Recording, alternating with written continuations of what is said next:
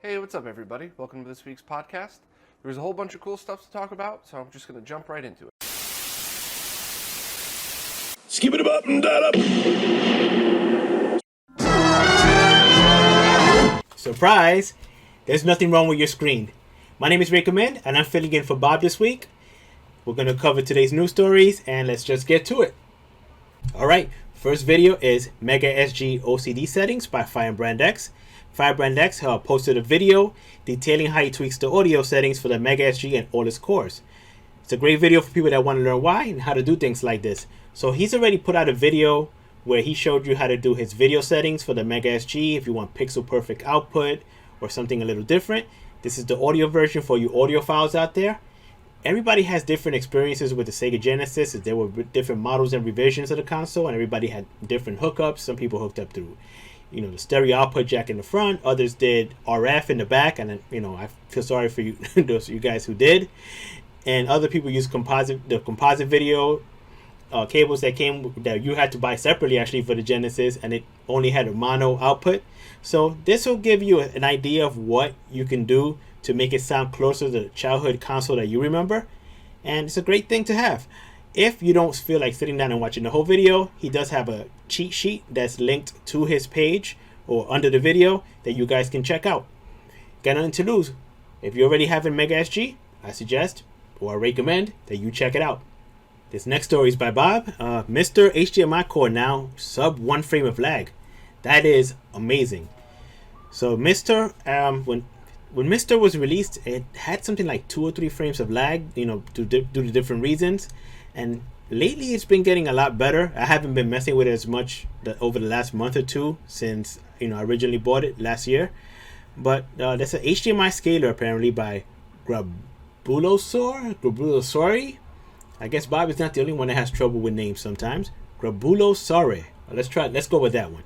So he found that lag is less than 1 frame, which is amazing.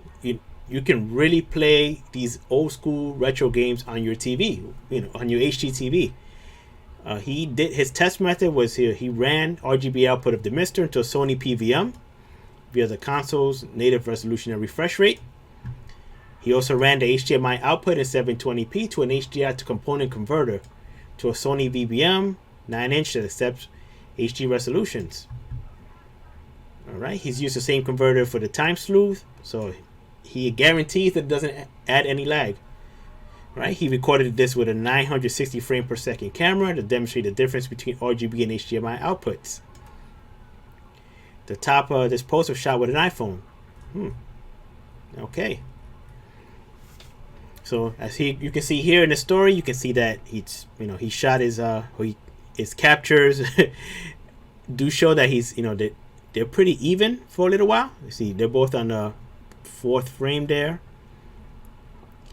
This is the old I'm guessing the original test from what I'm seeing here, so it's 2 frames behind and this monitor compared to this, so that's quite a big improvement here. And he's been running the test for a little while. So if you're a person that that's interested in Mister, then this might be a great time to jump in and try it for yourself. So the next story is for Vanessa, and it's about bootleg OSSCs. So this is a report by VideoGamePerfection.com telling you the differences between the OSSC that they sell, which is the original supported OSSC, which is directly linked to Marks, who actually gets a cut of the profit, for his hard work from them. And now, there are all these bootleg OSSCs showing up on places like AliExpress and eBay that may look very similar in the pictures, but they're not going to be exactly the same thing when you buy them. Now they do go over it, so for instance, the PSU is of low quality from the ones that they've seen. The quality of the PCB is lackluster. That's not good. Rough edges and a solder mask partially missing from some traces. Definitely not good. The RGB YPBPR input has not been inserted into the PCB all the way. Never a good thing. And even worse, the manual is a blatant ripoff with a false claim of copyright, no less. So they can't even make their own manual. I mean, come on. They're giving them the designs for free. They're getting them for free online, and they can't even do the manual. Come on, that's terrible. But overall, when it first came out a couple of months ago, I was a little excited when I first saw it on AliExpress because it was cheap. I mean, it was cheaper than the RetroTank 2X. So at that price point, if it wasn't as good, it wasn't such a bad thing in some ways. If you were, a budget conscious person. Only thing is you're not supporting the original or the hard work that went into making this device. But now that the prices have crept up and it's nearly the same price or the same price as an original OSSC, there's absolutely no reason to go get a bootleg one. Get the original one from videogameprofession.com or any authorized resellers and support the people who actually put the hard work into this. I have my original OSSC and I've loved it since day one. It's a definite recommend. If you love Super Mario Brothers and you just can't get enough of it and you must play it on every possible platform under the sun, then you'll be happy to know that there's a version now for the Commodore 64. So developer Zero Page has worked, I believe it was 7 years on this, which is amazing, and created his own port of Super Mario Brothers, the original Nintendo version for the Commodore 64. Should also work on the Commodore 128. I don't have access to one of those, but I did try the ROM on Mister, and I was pretty blown away by how close it is to the original. Obviously, the Commodore 64 and the NES are completely different machines, totally different beasts, but the game does a very good job of emulating, not even emulating, it's not emulating, recreating the original experience. It's not perfect on the Commodore 64, at least not per the Mister core, but it's very, very good. So I would definitely suggest giving it a try and seeing if you like it. If you're looking to recreate emulation quality captures from your Game Boy, Game Boy Advance, or your Game Boy Color, you now can, thanks to your GameCube. What you'll need to do is actually visit Bob's guide here on the RetroRGB, which details exactly what you'll need. You'll need a certain equipment to do so. So you'll need a DOL-001 model GameCube, which should be the model that has the digital output on the back. You'll need a Game Boy player, of course, and a method to load Homebrew, which I believe was down here. Something like the Data SD Media Launcher, or if you have other ways of loading Homebrew, you'll need to do that. You'll also need a DataPath Vision card, RGB E1, a similar capture card, and OBS Studio 23 or later, and a plugin, which it's linked on the website here. So the instructions are here. You go ahead and let's take a look, see what it is. So how to capture, you extract the filter to the corresponding directories, which are usually located, and it gives you the directory. Load a GBI high frequency or HF to configure your data path capture card using the vision window. Please note that since this is a digital signal, you won't need to deal with H size or phase, but you must set the window size and 888. So load OBS and add the source, either direct or window capture. You're going to make sure the source in OBS is the same resolution as Vision shows, 720 by 480. Right click on the source in OBS and hit filters, and so on and so forth. I mean, pretty much one more thing, you're going to hit close, and that's it. So from what I'm seeing here, it looks really good. This is really clean on my screen. I don't know how it's coming across in this recording, especially once YouTube compression has its way with it, but it looks great. Thank you to developer TI Kevin 83 here, which Bob grabbed his guide from him and put it on here, summarized it in his own words. And if you love Game Boy, you need to capture it. Here you go.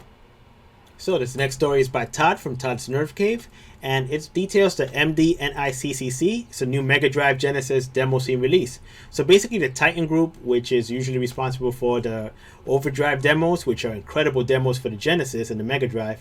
If you haven't seen them, I highly recommend you check them out. Has put out a new demo for the Genesis that looks fantastic. I mean, it really, really blows away pretty much the last two demos, which were incredible in their own right. So these are basically let's get to some good stuff. So you get some cool stuff like this, but you have this really cool, as you can see, kind of on rails 3D effect that, I mean, it's running like silky smooth. It looks like 60 frames per second to me. Let's take a look. Is it running at 60? It can run at 60. There you go. So this is 60 frames per second. It looks great. Chances are it's 50 frames per second because it's 50 frame per second demo, but it's recorded in 60 here.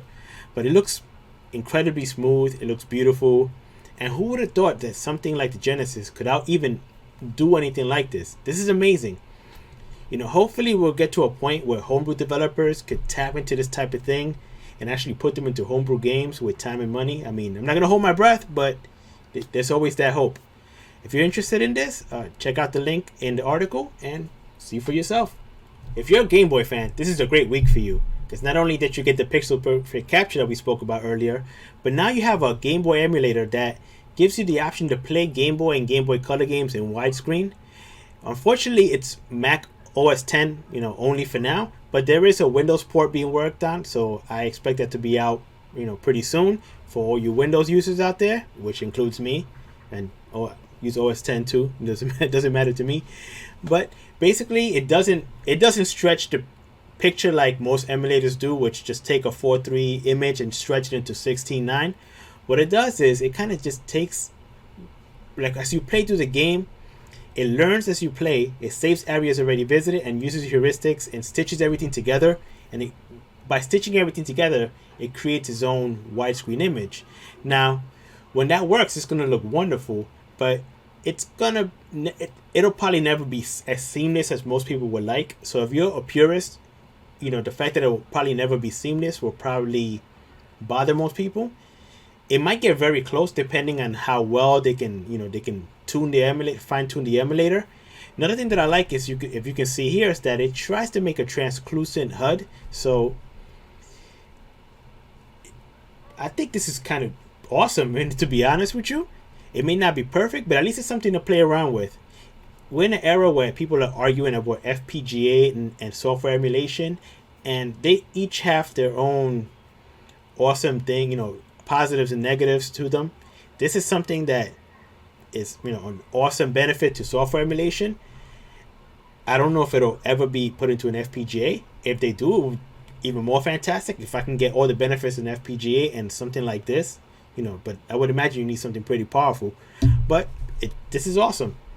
If you want to try your Game Boy games in, widescreen, again, this is OS X only for now, but, definitely give it a shot. Source is here in the article. Download it and try it out. For all you do-it-yourselfers out there, Voultar has released a method of creating your own repos through an 8-bitter, it's a non-destructive modding adapter. So what it allows you to do is actually to dump an original ROM from your actual card that you own. You can patch it with a translation, and then you can flash it back using Voultar's adapters and a programmer. That's pretty awesome that you can actually flash something and it's 100% reversible and non-destructive. The other option for most people, they're going to say, why don't you just get an EverDrive, which you can do, but not everything works with an EverDrive. So I'm going to assume that this is for games that use special chips that may not work with an EverDrive, or there may be other reasons why you can't use the EverDrive for it. But this is pretty amazing, and some games you may love so much that you just want to have a cartridge just for that one game. So definitely something to look into. One thing that I have noticed is that you will need to know how to solder.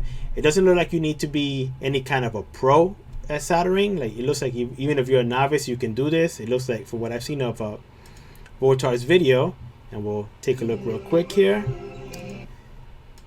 Doesn't look like you need to be anywhere near an expert. So here's removing the chips. Let's see. So, there you go.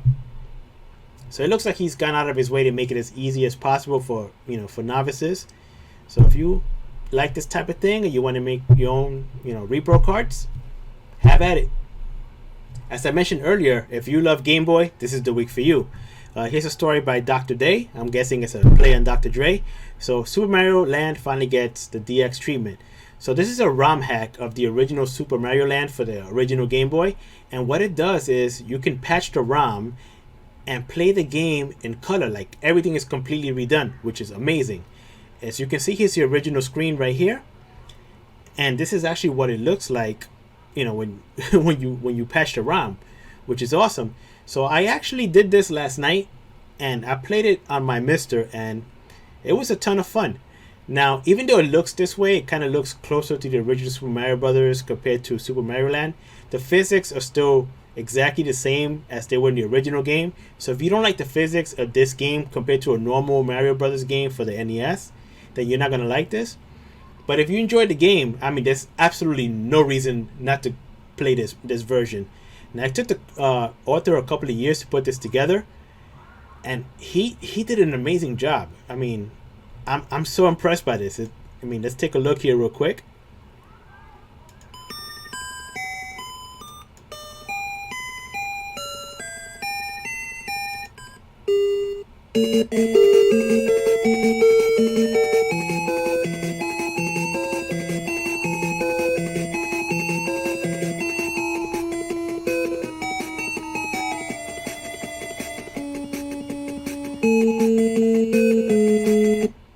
As you can see in action, it looks amazing. So definitely try it out. I mean, you have nothing to lose. If you have a way of playing, homebrew cards on your real hardware, definitely throw it in there. Otherwise, fire it up in your favorite emulator or Mister if you have one. Again, awesome. This next story is by Beyond Pixels. Tinkerplunk has made a SCART to VGA PCB, which is pictured here. Looks pretty cool. So here's your SCART connection and here's your VGA output. So Jason Proctor, also known as Tinkerplunk, has designed a pass-through to go through from SCART to DE15 VGA and 3.5mm mini jack connectors. It also has an optional sync stripper if needed. There's no LPF on it. You can find the project for free on GitHub, and links are provided in the article. Just like SCART to DVI, this PCB does not convert the signal. It just changes the connector. This is particularly handy for VGA switches like the Xtron MVX series, or for people who just need a different way to get SCART into their RGB monitor.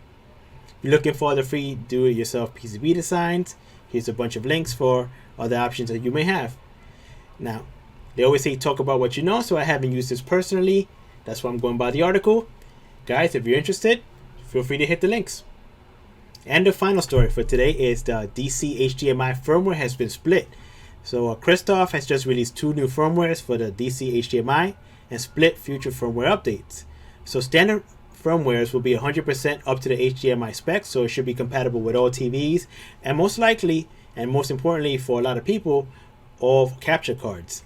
Relaxed firmwares will have slightly off-spec HDMI timings, which may or may not be compatible with your display, but they'll allow more room in the FPGA for additional features. So from the looks of it, you can get HQ2X filtered upscaling with the relaxed firmware, 480i Bob D interlacing fixed for 960p and 1080p output, and RGB color space selection auto full unlimited. So if you just need something, and don't want to really fiddle around too much, you could probably just stick with the standard firmware. If you like to tweak and you want to play with all the extra goodies, you're going to get the relaxed firmware. In terms of capturing and TVs, it's a mixed bag. For example, I have Elgato HD 60, which is picky. It does not accept Dreamcast over a normal capture card. So I would imagine if it sticks to the original timing for the Dreamcast, something like the Elgato HD60S will not work with this. In that case, you will stick with the standard firmware, which should be compatible with everything, and you shouldn't have any issues. But it's just something to keep in mind. Here's the tweet from Chris, 2600. Gives you a little, the same details we were just talking about. And of course, if you enjoy this type of thing, check out the links and go ahead and get your firmware update. HDMI from DC HDMI from everything that I've seen looks pretty awesome, and I'm hoping to eventually get one for myself. Well, that's all for this week. I know it's a little different. Change is hard for some people, but if you made it this far, thank you for sticking with me through the entire video. Of course, if you'd like to see more of me, you can see me on my own channel, Recommend, or you can see me on RetroRGB, as I normally contribute news stories at least a couple of times a month. For those that are waiting for Bob and can't wait to see good old Bob Rooney, he should be back next week. Until next time, take care of yourselves.